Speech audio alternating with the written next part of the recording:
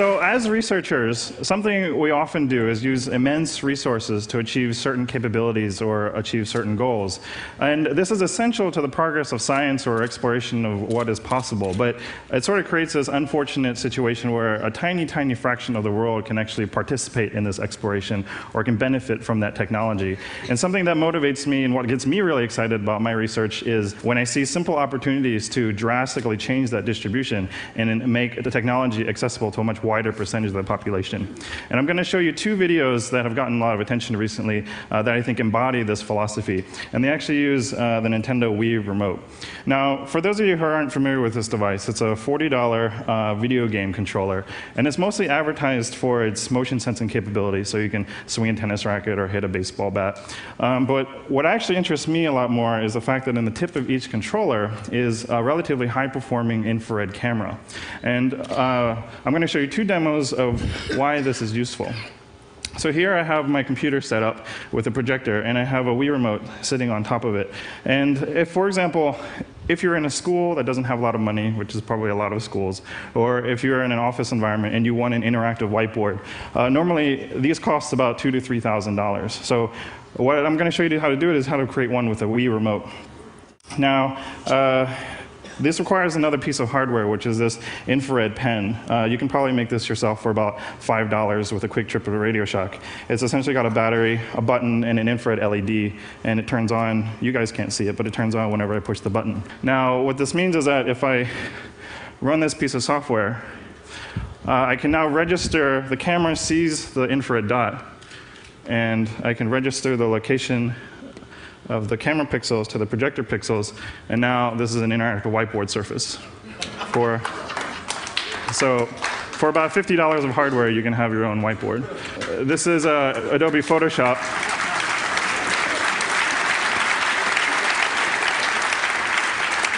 Thank you.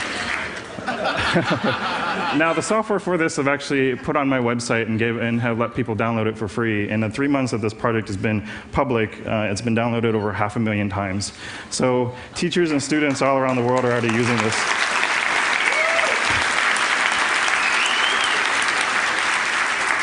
I want to quickly say that although it does do it for $50, there are some limitations of this approach, but you get about 80% of the way there for about 1% of the cost. Another nice thing is that a camera can see multiple dots, so this is actually a multi-touch interactive whiteboard system as well. For the second demo, I have this Wii remote that's actually next to the TV, so it's pointing away from the display rather than pointing at the display. And why this is interesting, here they are, is that if you put on, say, a pair of safety glasses that have two infrared dots in them, what these two dots are essentially going to give you is give the computer an approximation of your head location. And why this is interesting is I have this little application running on the computer monitor, which has a 3D room with some targets floating in it. And you can see that it looks like a 3D room. If you can see, like a video game, it sort of looks 3D, but for the most part, the image looks pretty flat and bound to the surface of the screen. But if we turn on head tracking, the computer can change the image that's on the screen and make it respond to the head movement. So let's switch back to that.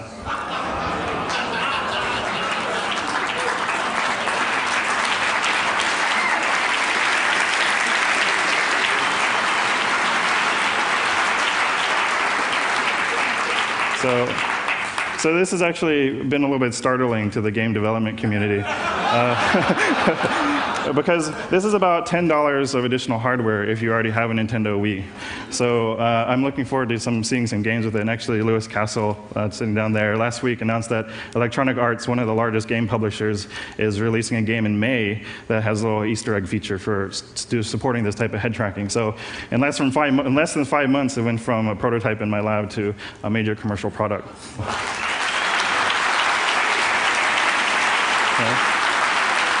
Thank you. But actually, to me, what's almost more interesting than either of these two projects is how people actually found out about them. YouTube has really changed the way or changed the speed in which a single individual can actually spread an idea around the world. I'm just a researcher in my lab with a video camera, and within the first week, 1 million people had seen this work. And literally within days, engineers, teachers, and students from around the world were already posting their own YouTube videos of them using my system or derivatives of this work. So I hope to see more of that in the future and hope online video distribution to be embraced by the research community. So thank you very much.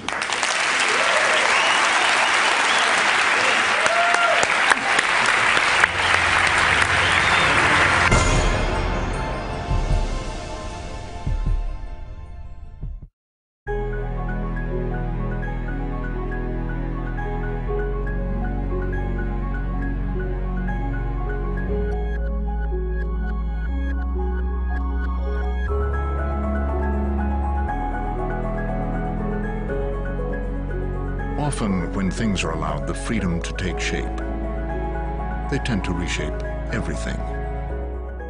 The all-new BMW X6